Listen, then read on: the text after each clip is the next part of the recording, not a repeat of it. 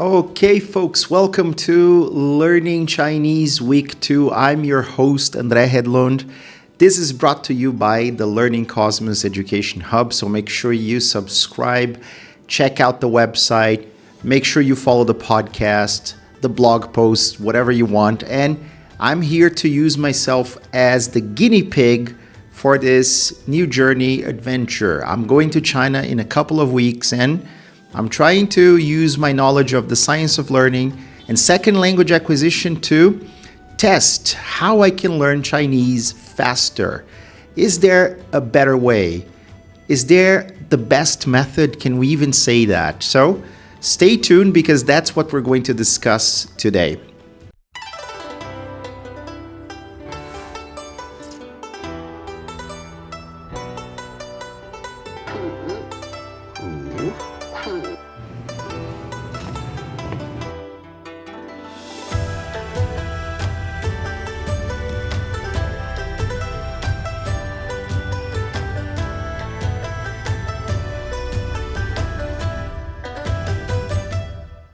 Xiao hao, ni hao ma, wo jiao Andre, wo lao xi. And that's pretty much what I remember from last week, except for other, very easy sentences, phrases. I still have to practice, folks. But the whole thing here is, can we speed up learning?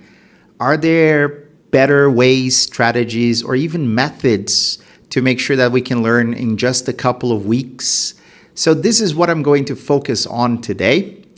To be honest, I can't say that there is something that will speed up the process of learning, even though there are different methods and approaches. Each one will have some benefits or advantages, disadvantages. Actually, why don't we start with the idea of method versus approach? I'm not sure that's obvious to everyone, right? So I am going to share something here with you because I thought it was going to be useful. And it has to do with what we do in terms of how we learn, or what are the beliefs we have when we are learning something. And then what are the steps or the procedures we can follow, the recipes, so to speak, to get something done in terms of learning and teaching, right? So according to this book, and I wrote this one, The Owl Factor, and I highlighted something here that I wanted to share with you. An approach sets beliefs and ideals teachers should embrace.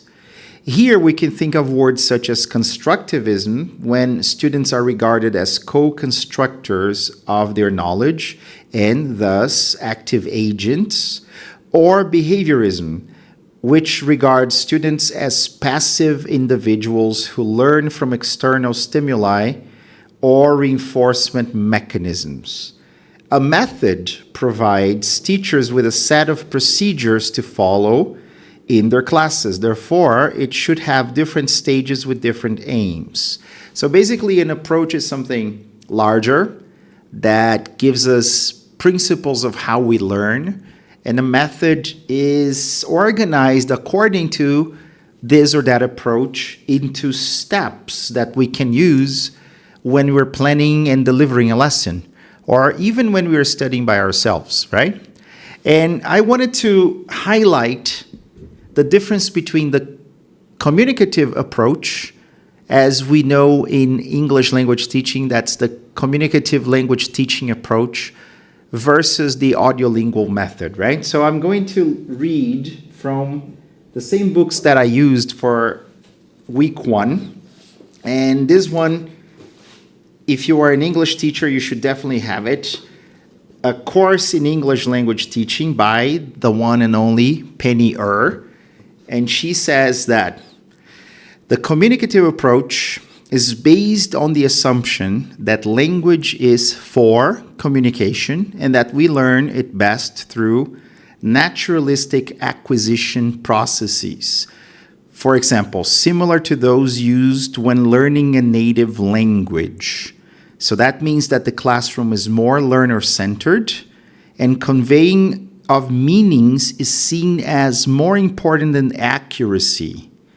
That's interesting. It's much more about communication than about being right in terms of grammar and vocabulary, right?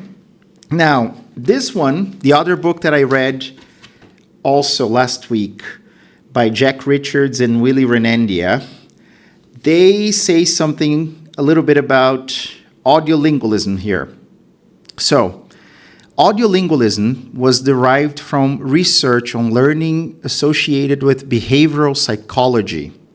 Laboratory studies had shown that learning could be successfully manipulated if three elements were identified: a stimulus, which serves to elicit behavior, a response triggered by a stimulus, and reinforcement, which serves to mark the response, right?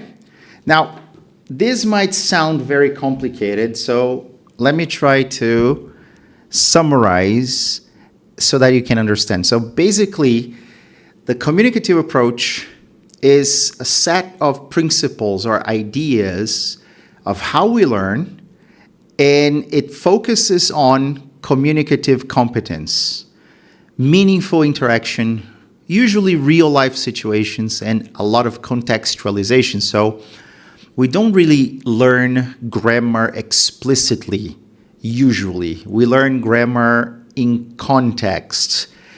Usually that will come in the format of a reading activity, and then there will be some highlighted language in this text, and that's where we get the grammar from. So we don't have to be taught the rules of grammar necessarily, because we can see the grammar working in the text, right?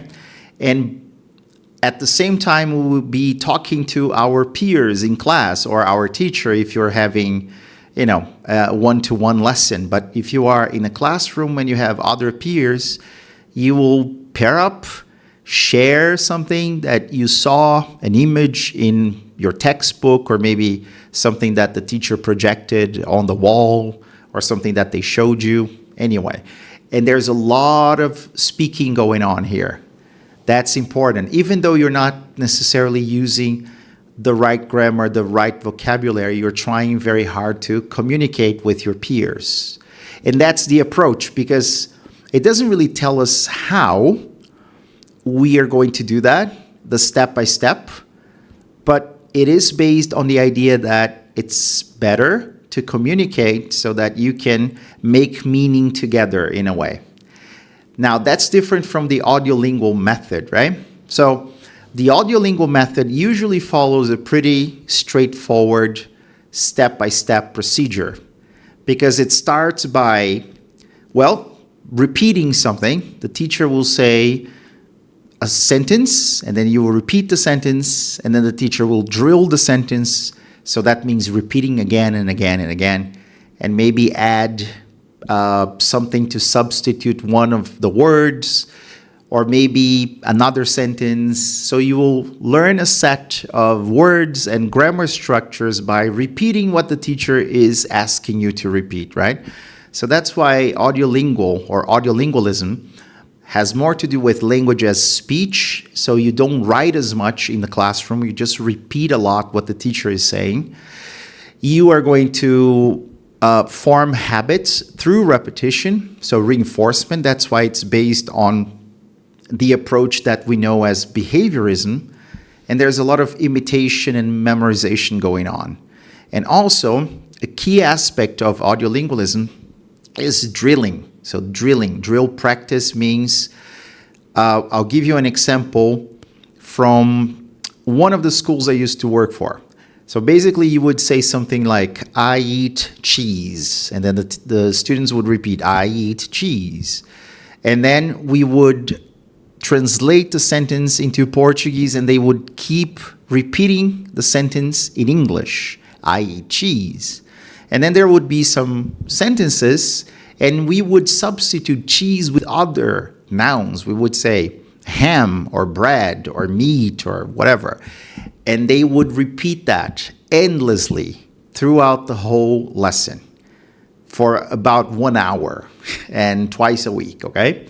So that's an example of the audiolingual method. Now, you might be thinking, Isn't that a good thing? Which one is best? Can we mix both? You just have to remember that there isn't the perfect method. It doesn't exist. And whatever method you choose will be probably aligned with an approach or a belief we have about how people learn languages. Do people learn languages by interacting with one another, or by repeating what someone tells them to repeat, or by reading a lot, or by acquiring mostly vocabulary, but not really focusing on grammar, right? So all of those are very important questions for us to understand how you can learn faster.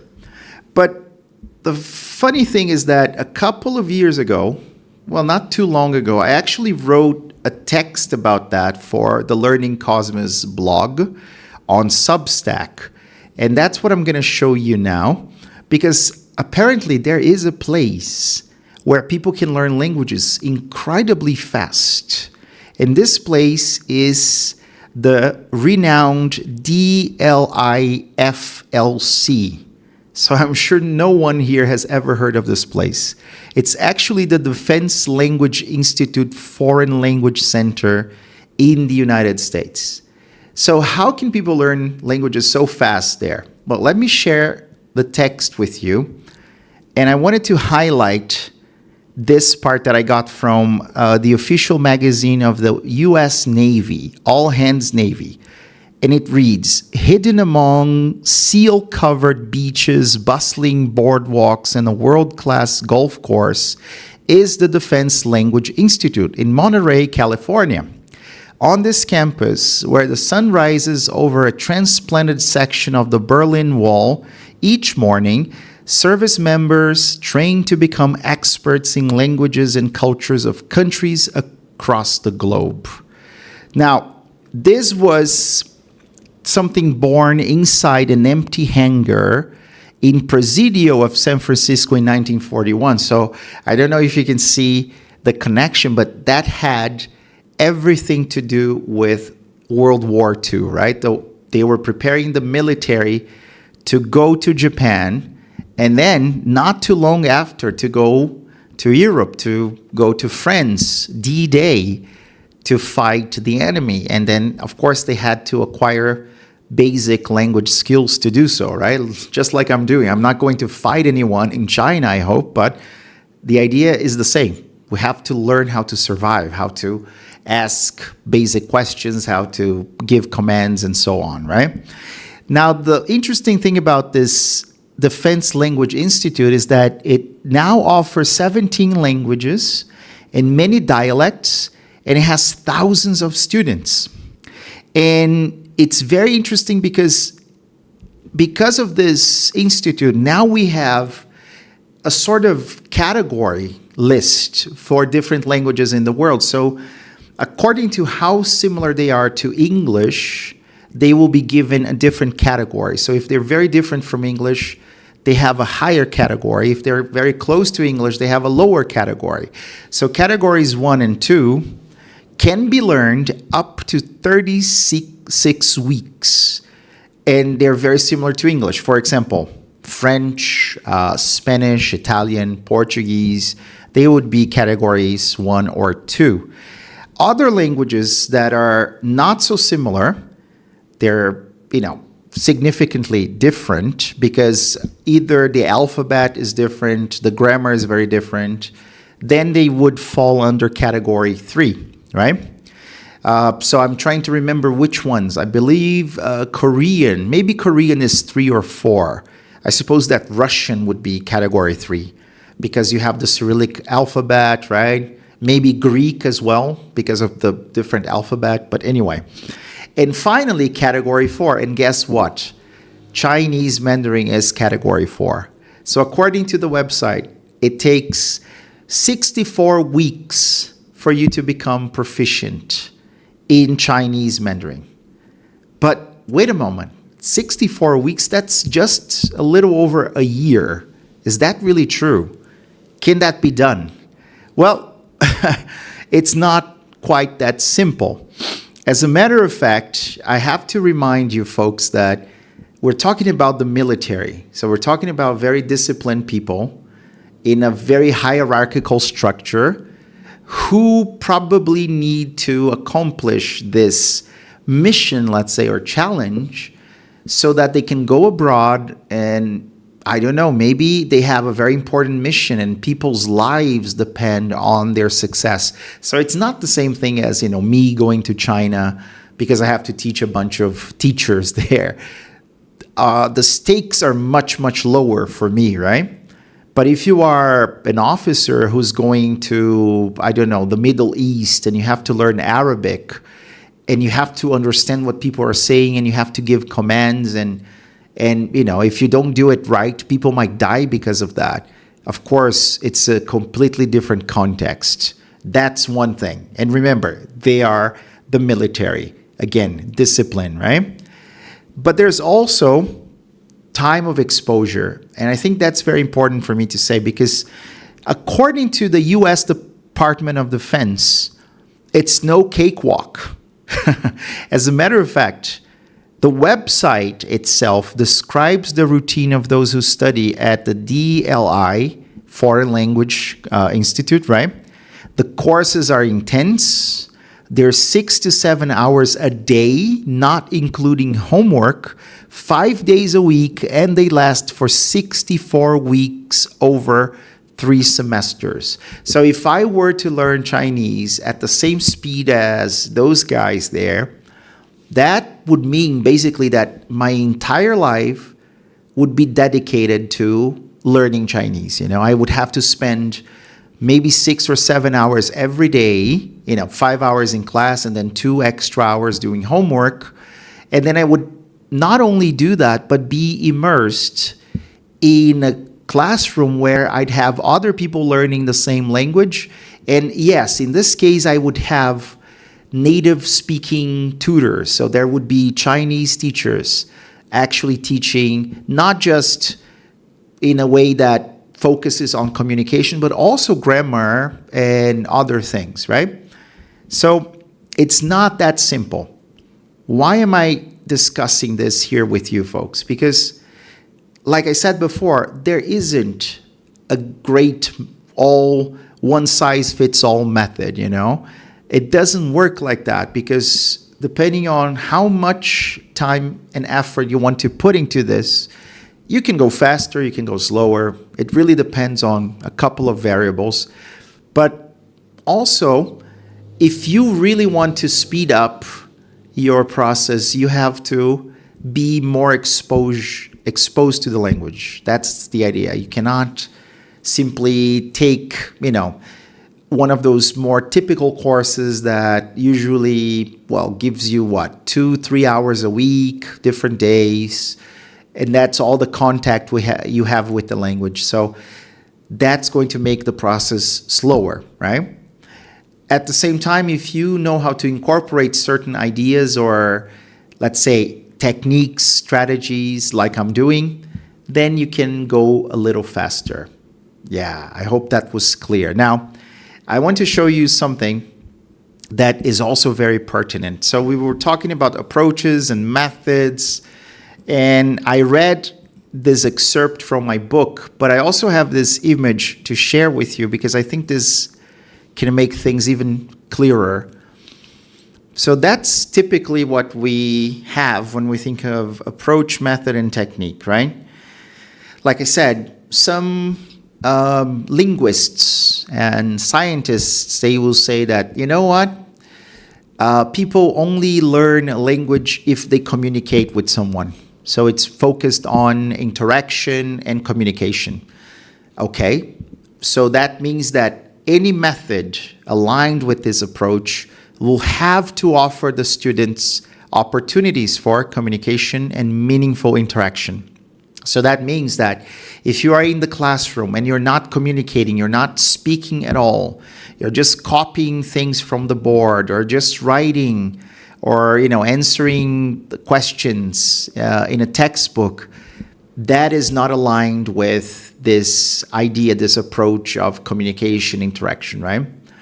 But other linguists might actually think that It's really about repetition. It's really about receiving a lot of input, like we discussed in week one's video, right? So if you receive a lot of comprehensible input, either through listening or through reading or both, that's enough for you to acquire a language. So talking, using your language orally is not so necessary, right? So you just have to read a lot and listen to the language a lot, and eventually you will be able to use it.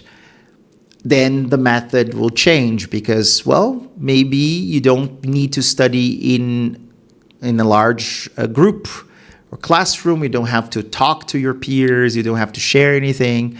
You just have to receive a lot of input, and then eventually you will be able to use the language well.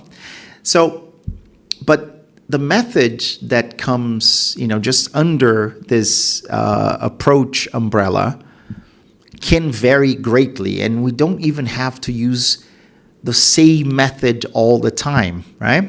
So that's why I wanted to show the audiolingual method, because it's one possibility. I've worked with it. I am using it. If you think about it, right? What am I doing? I am listening to a lot of podcast episodes, and I'm trying to repeat as they pronounce, the phrases, the sentences, the words. The same thing for Ishuang and Harbin Mandarin. So I'm watching the videos, and then I'm just repeating the sentences. I am focusing on getting my tones right. I'm not really so worried about grammar at this point, right? But I'm also using different methods and different approaches, right? I also think I have to learn a little bit about grammar and writing. So that's why I'm also working on the ideograms. And even though it's kind of going slower than speaking and listening, I'm still focusing on that, right? And I am not really aligned here with the communicative approach because I'm not using my Mandarin to communicate with anyone. I haven't talked to anyone except for two situations. So let me tell you a little bit about the week, right? So the week started with me having to travel to the northeast of Brazil because I was going to deliver a training session at a school there. And after, almost missing the flight, actually the flight was I don't know exactly what happened. Apparently there was some sort of mechanical problem in one of the aircrafts. And anyway, they asked us to move, and then we had to go to another gate. And by chance and luck, really, I found a Chinese guy there. I just, he was standing there. I saw him, and he was holding his passport, and it was a Chinese passport, right? And then I decided to approach this guy and then just try to have a conversation with him. And he understood what I said, but I just said, hi, how are you? I can speak a little Chinese and things like that, until he realized that I couldn't go much further than that. So we started using English instead. So that was nice. That was good because it gave me more confidence to see that at least that guy was able to understand what I was saying. And then when I was coming back from Recife, the city I was in, there was a whole family of Chinese people in line. And this time I failed. So they were just behind me, and there was a little boy, and I tried to say something to the boy, but he didn't, get anything. And then I realized that I couldn't understand what they were saying, not even a word, because they had a very peculiar accent. Maybe they were from a different region, or maybe they were using a different dialect, Cantonese maybe, I don't know. But I did say "Ni hao ma," and then I think the boy looked weird, and he started staring at me, and then he answered. But then I felt like, okay, yeah, maybe he didn't get what I said, or I don't know. So that's just to show that the communication part is very important. I don't have anyone to talk to, but also learning and building that base, that foundation is very important, right? So even though I'm not in an environment where I can very easily talk to Chinese people or people who speak Chinese, I am also trying to build the foundation by using the audiolingual method a little bit, because I get videos, podcasts, and try to repeat and, try to at least get my tones right, get the sentences right, because if I repeat them long enough, I should be able to use them in a social context, right? So what can I do to improve my odds, let's say, make sure that I can learn better? I can try to talk to people in Chinese, and I think this is the moment really for me to get started. I had the 2 experiences while I was traveling, but, well, they weren't very effective. I do have someone I can talk to. I think I mentioned this in the previous video. And she's a teacher that was a trainee a couple of months ago. And she's a Chinese teacher as well. So I am going to send her some voice messages. And she might not answer me today. So I haven't reached out to her yet. But I will send her some messages here. I just said, hello, how are you? Are you busy? And then I sent a voice message. 你好吗? How are you? Right? And then I'm just going to record more sentences. And then let's see if she's going to reply. Okay. 我很好. 我可说. Okay, I think I got that wrong. 我会说一点中文啊，我会说一点中文 Yeah. Okay. So, anyway, that's what I'm going to do. And let's see if she will get back to me. If she doesn't now, I can make sure I include that later.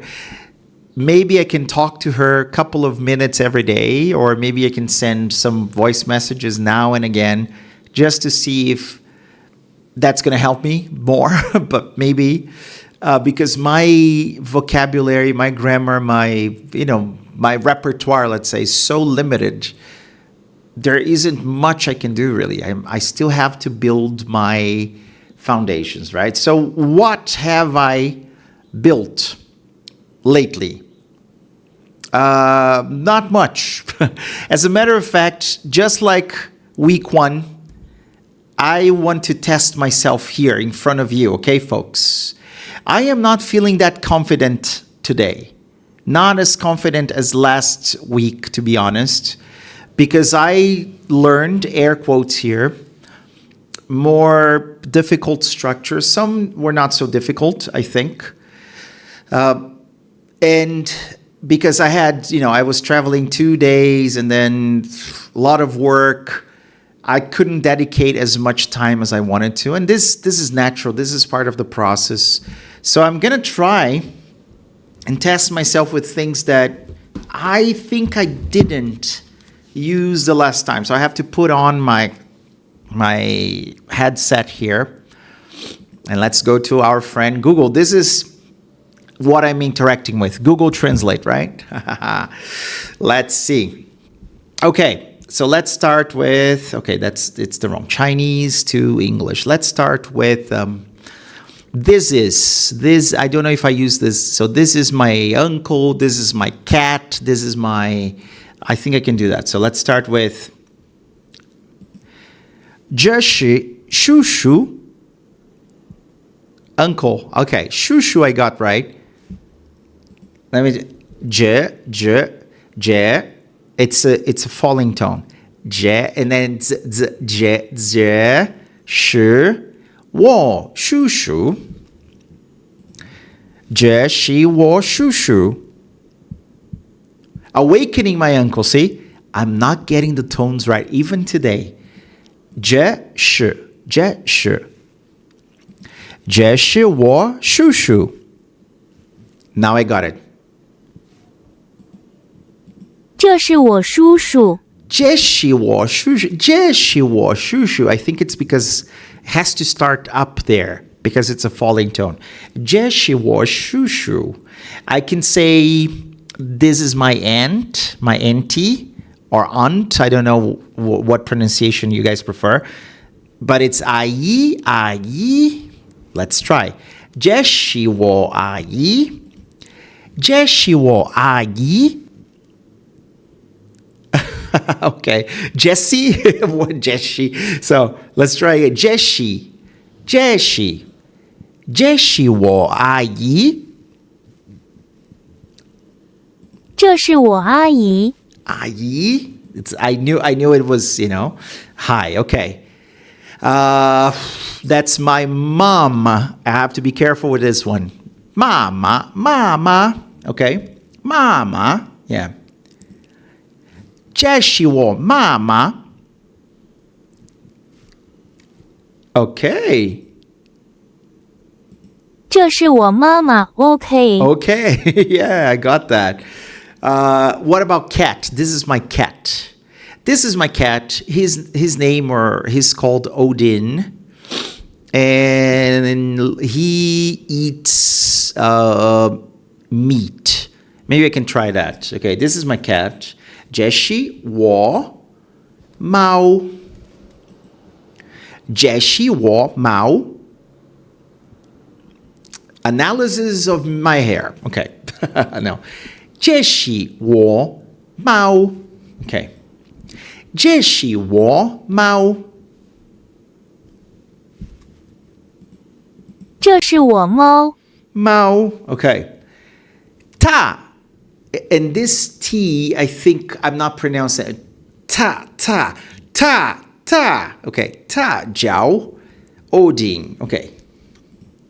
Ta. Jiao. Odin. See? It's ta. Jiao. Yeah, it's high tone. Okay.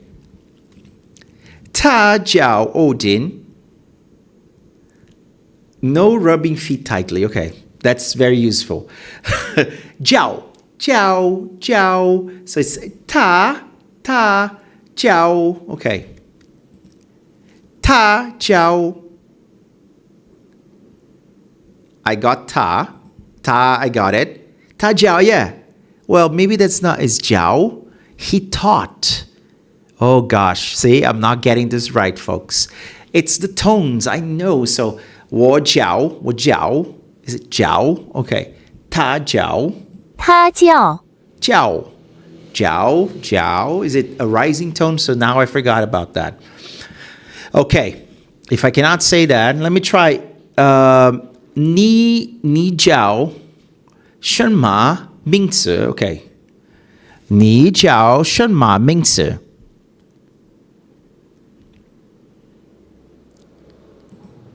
你叫什么名字?" 叫, see? 你叫什么名字? May I have your name? So, yeah, 他叫. So let's listen to 叫 again. 你叫什么名字?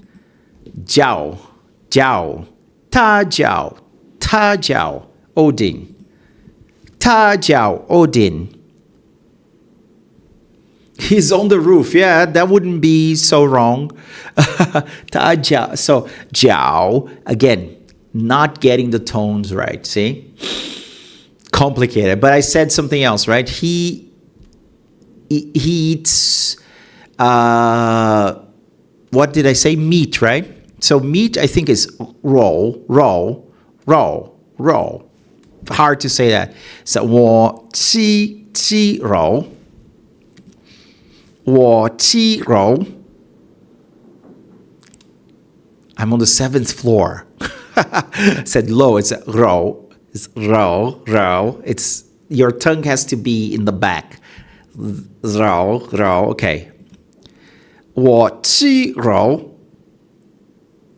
Nope. Let's try again.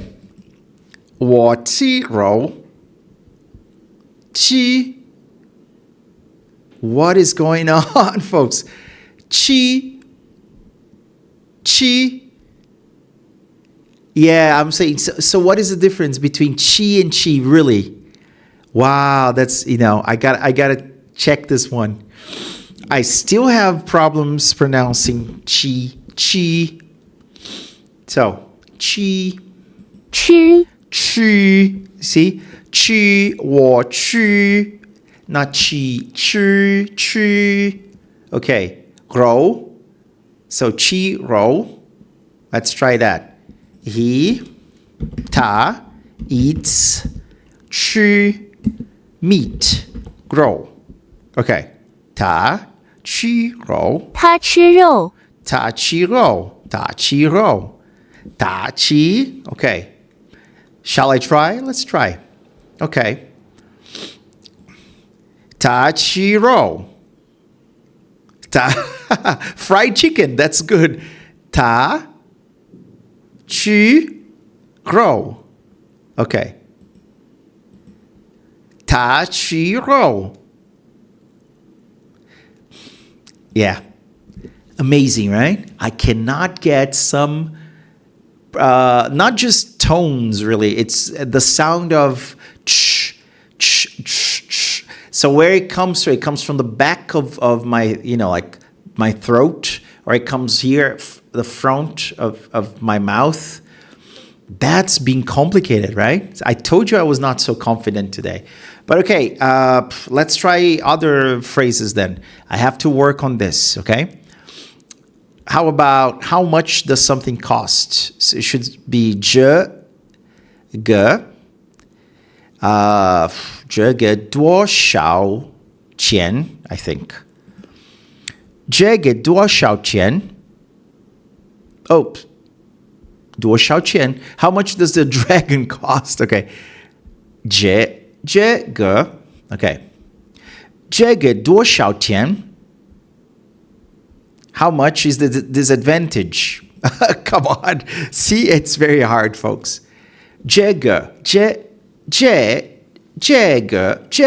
think it's the tone. 这个多少钱这个多少钱 Okay, I'm getting close. 这个多少钱 I got it. 这个多少钱？这个多少钱？这个多少钱 Oh my God, right? If I want to say that something costs, or this is 35 renminbi, it's the money, right? So this is 35, this, 这是 30 35 35 renminbi. Let's try. 这是35 renminbi. That's terrible. 这是35这是35 renminbi. 这是35 renminbi. See? I am not getting this right, folks. 这是 this is 35 renminbi. Okay, let's try from English to, yeah. So let's say, this is 35 renminbi. Okay. Okay. 这是35 renminbi。好的，好的。好的. Yeah, because I have to stop. Okay, sorry. So, 这是 see, I was trying to say that. Yeah, complicated, huh? What else have I learned, really? I've learned to ask where things are located, like the school, 学校在哪儿？学校在哪儿？ Okay. 学校在哪儿？ Yeah, you see? 学校 It's 学校 Okay. 学校在哪儿 See? 学校在哪儿 Nope. Amazing. So I was doing great last week, right? Now I'm getting basically everything wrong. The new stuff. Let me try one more time here. Where is the school? Where is the school? 学校在哪里？ Yeah, she said Nali. I learned Nar from the podcast, but 学校在哪里？ 学校. Was I pronouncing it so different from that? 学校. Let's try. 学校在哪儿？学校在哪？ See? Oh, goodness, yeah. I could ask, I don't know, the restaurant. So the restaurant is, or the hotel, is it Fan Diang? It's Fan. Fan Diang. Is it Fan Diang? Fan Diang Zainar. Okay, let's try. Fan Diang Zainar. See? Fan Dian. Fan Dian. Okay. Fan Dian Zainar. Fan Dian. Nope. Fan Dian Zainar. Where's the lightning? See, I said fun, but it got shun. So, Fan Dian. Fan Dian Zainar. Fan Dian. Okay, now I got it. Fan Dian. Okay. Fan Dian. Okay. It's the tones, guys. Fan Dian Zainar. I'm not giving up, okay? It's getting harder and harder. Even though I focused on the tones, this is really complicated. Fan Dian. Let's try Fan Dian. Fan Dian. See? That's 饭店 Fan Dian. Restaurant or hotel, it can be both, yeah. Fan Dian or diner, a place you go to eat or to stay. Okay. Yeah. Very complicated, huh? Anyway, that's what I've been learning. Let me stop this, okay? I think I've demonstrated that I still have to keep learning a lot. If I had to go over the things that I really know, just to give you guys an estimate of how much I learned, not considering my tones that are basically all wrong. I know how to say, I could say, like, again, from last week, I can say hi, hello, good morning, good afternoon, good evening, good night. My name is, how are you doing? I'm doing fine. I'm doing better than fine. Great. I come from Brazil. I'm a teacher. I can speak a little Chinese. Can you speak a little English? Can you speak English? How much does it cost? This costs, this is my wife. This is my cat. This is my uncle. This is my, I can say husband. I can say, daughter. I can say son. I can say, what else? I'm looking. I'm trying to remember. No, there's nothing written there. What else? I know how to say train station. 火车站. 火车站在哪儿? Yeah, you want to see that one? Let's try this one. Let's go. 火车站在哪儿? Let's do it. 火车站在哪儿? Yes. I got this. 火车站在哪？ Very good. Okay. Anyway, I know how to ask where things are. I remember how to count, right? I'm okay with numbers. I know some meals, like almost nothing, like meat, rice, chicken. What else? Porridge. Porridge is Joe. Joe. Let me try that one. Joe. Joe. No. Juju. Joe. Joe. Let me try again. Joe. Joe. Joe. See? Jiao. Yeah. It should be Joe. Like this. Let me try. Porridge. It's written differently there. Porridge, oats. Okay. Yeah, I learned this one. Yeah, Joe. Yan mai. 燕麦粥 Yan mai Joe. Yeah, that's the last one. Anyway. Soup. Tang. Soup. Tang. Yeah. 汤 Yeah, but different. Anyway, so I know some isolated things.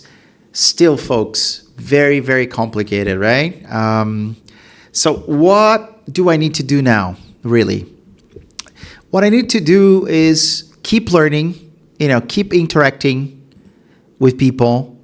Yes, I got my friend.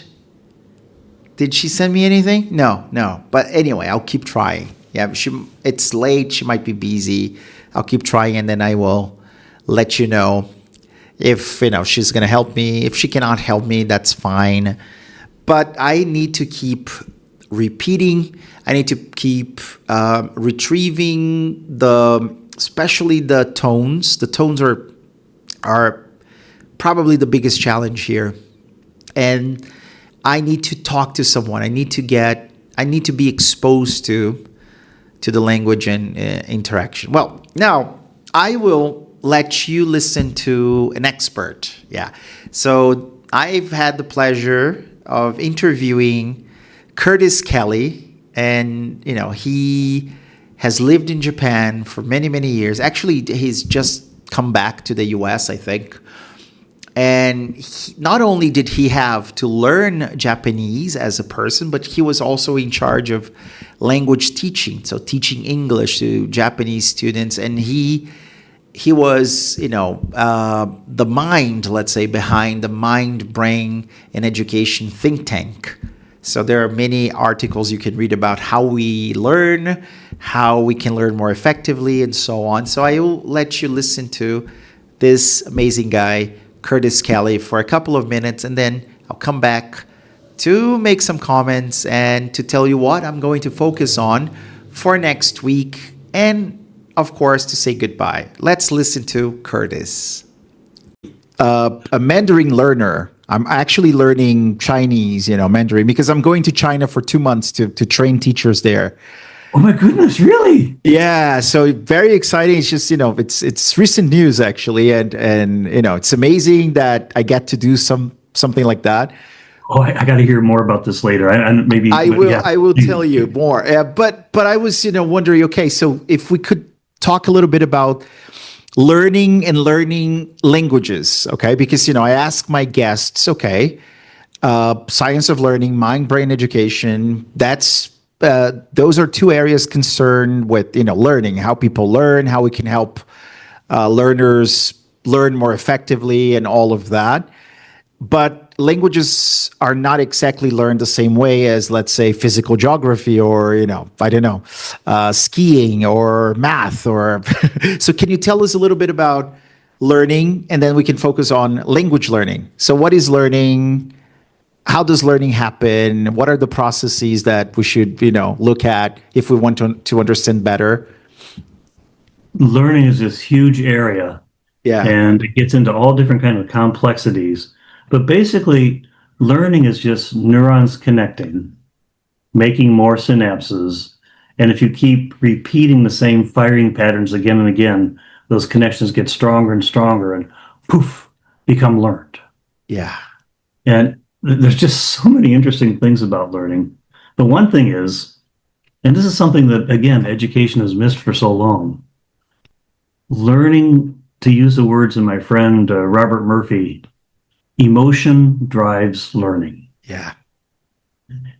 If your brain doesn't learn anything, even if you think it should learn this, if your brain says, oh, this is not important to me right now, so I'm not going to learn, Yeah. you're not going to learn it, or it's going to be really hard. And that's why for me, teaching English in Japan, where there's no English used in a society, even though they know it's important for their futures, like getting a job and things, it just didn't work. Yeah. Students had to work really hard to learn anything. And I had that same experience. I studied Japanese in America before I went to Japan. I knew it would be important, but my brain said, nah, no, forget it. Yeah. I couldn't. Then I arrived in Japan. In order to eat, I had to speak Japanese. And suddenly, all these words that would just flow into my head that I didn't have to study for so much. Yeah. So it really helps if you have a reason and a direct reason, immediate reason to learn something in order to learn it. That's true. That's the Yeah. first principle, I Yeah. guess. Yeah. And so I have a very important reason to learn Mandarin. I have to go to China in 2 months, and well, I have to eat, and I'm sure there are people who can speak English well there, but it's difficult, Learning a Yeah. language So, it takes a lot of work, right? So but what I yeah, just said though is you know that here consciously you know it's important, but yeah, that's not going to affect your brain's ability to absorb it that much. What would work better would be to have talks or conversations with somebody who speaks Chinese and yes, really being interested in what they're saying. Then your brain says, oh, this is important because it's an exactly. immediate need. And that's Yeah, what brains understand. They don't understand, oh, in 2 weeks he's going to need this, so let's do this now. No, it understands what you need right now. And that's why yeah. things like the communicative method have become popular and important. Yeah, and I think so. After 4 decades teaching in Japan, what are some tips you can give us about language learning? I mean, I know you mentioned the mirror neuron systems. What else? I think you talked about sensory circuits and things like that. So, what really needs to happen in the brain for a person to learn a language, a second language or a foreign language? Again, there has to be a need. And Yeah. so now we're turning towards something called TBLT, which Aha. is Yeah. really useful in EFL countries. That means task-based language teaching. And Yeah. until now, it's sort of been like seen as a little extra thing where you give students tasks. You don't tell them to memorize these words or these grammar expressions. You give them a task and they have to solve it using the language. Often it's like two students talking to each other, trying to solve a problem or Okay. complete a mystery or something like that. And that kind of problem solving, then the brain suddenly says, oh, this is important for me. So I have to know how to do this. And language is a Yeah. part of it, so I'm going to learn it. And Yeah. so TBLT has really become popular, well, not still, but not really recognized as something that's really mandatory for Yeah. studying a language. Now, Yeah. it doesn't exist in places like the US where people are studying language because they're getting that real live communication at home every day, outside of the classroom. So there they can just sort of focus on vocabulary and grammar and sort of the mechanical stuff. Oh But for yeah. people in countries like Korea, Japan, Thailand, I don't know, Brazil, Yeah. Argentina, Yeah. where A they little don't bit. have Yeah. English communication going on every day, Yeah. they need that sort of approach, some kind of task solving approach using the language to drive them to learn it. And Yeah. if it's done well, students love doing that, solving puzzles together. So there you have it, Curtis Kelly, folks. And yeah, what he said is incredibly important because, again, he touched on interaction, right? Communication, trying to make meaning together with real people. That's what I don't have, And then he talked about task based learning. So I think, just like Antonella said last week, I really have to go out there and talk to people and try to establish communication with someone. That's why I'm gonna keep trying my friend and other people I know. Maybe I can find an online forum or something like that, and then make friends, and there are some people on Duolingo also, I think, that I could reach out to and then try to maybe schedule a conversation, because my brain knows this is important, and then that I will probably need to at least understand a couple of things when I get there. So I know that, but it's different knowing that consciously and knowing that emotionally, let's say. I mean, I don't want to separate things here. Antonio Damasio, a Portuguese neuroscientist, said you cannot really separate cognition from emotion, right? But when you know that you have to exercise more to get, fit and healthier, knowing that because somebody told you is different than feeling that you have to do it because there's something urgent, or because you're getting sick, or because, right? So it's a different context here. So I really have to make it more urgent. Like when I know that I will have to talk to someone at the end of the week or tomorrow, or so that's different than, in a couple of months, like he said, right? A couple of weeks, or I have to go to China, then I should be able to say, so that's far. Now I need something more immediate. That's what I'm going to focus on. I talked to you about the audiolingual method and the communicative language teaching approach. So for next week, I am going to focus a little bit more on this idea of task-based learning, right? So trying to make meaning with someone, trying to solve a puzzle, but also other things. So, and the idea of critical periods also, like, am I too old to learn? Maybe this would be much easier for kids. If I were, I don't know, 10 years old, 7 years old, 5 years old, it would be better. So I will talk a little bit about that. So that has everything to do with language acquisition. And I will keep trying, folks. I will not give up. So every day I'm recording more and more videos of what I'm doing, what kind of practice I had. Every week, this test gives me more insight into what I need to focus on for the next week. So this time, my tones were disastrous, okay? So you can say that I got angry. I actually probably know how to say that in Chinese. Let's try, okay? I got angry. Okay, let's try.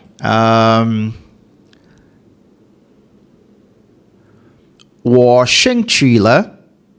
Oh, I forgot to hit the mic button. Let's try.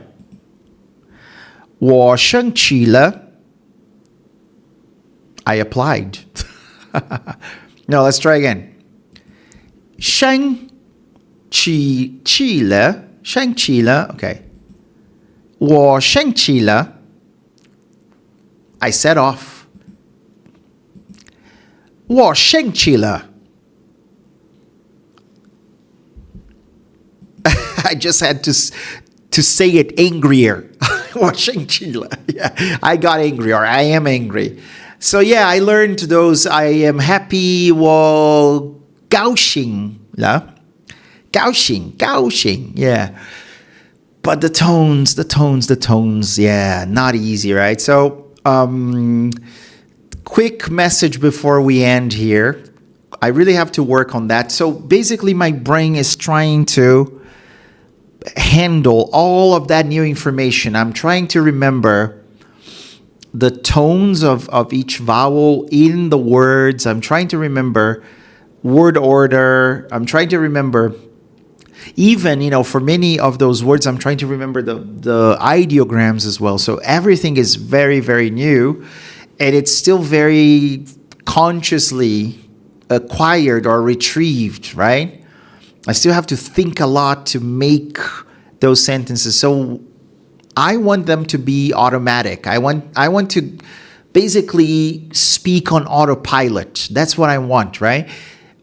Without being concerned with the tones and saying something wrong and getting the sentences wrong. So I have to practice them a lot. Yeah. Anyway, I'm recording the journey, learning Chinese, Mandarin with Andrea Hedlund here. the Learning Cosmos Hub.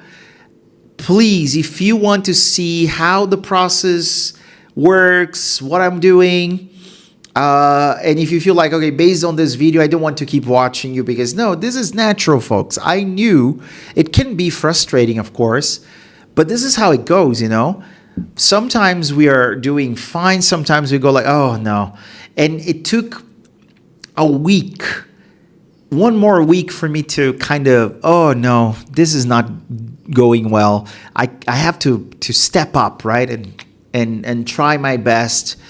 And that's what I will do. And if you want to know more, if you want to follow every day, check out what I'm doing, then you can become a member. So make sure you subscribe to the Learning Cosmos Educational Hub. You can check out more details on the website learningcosmos.com.br. And you can also subscribe to the YouTube channel, Learning Cosmos. That's where you can find the podcast, or Substack. You can find the podcast and all of the blog posts there, including this one I showed you today, how to become proficient in months. Is that even possible? Well, if you want to read the rest of the article, you know where to find it. Just Google Learning Cosmos. All right, folks, I am very happy, but also a little frustrated and angry. Shang-Chi, okay? And 再见. Let me try here. Remember, I had trouble saying bye. 再见. Yeah, I got it. Let me show. Yeah, I got it. Okay. Wonderful. See, now I'm a little happier. So thank you so much. I will see you next week. 再见.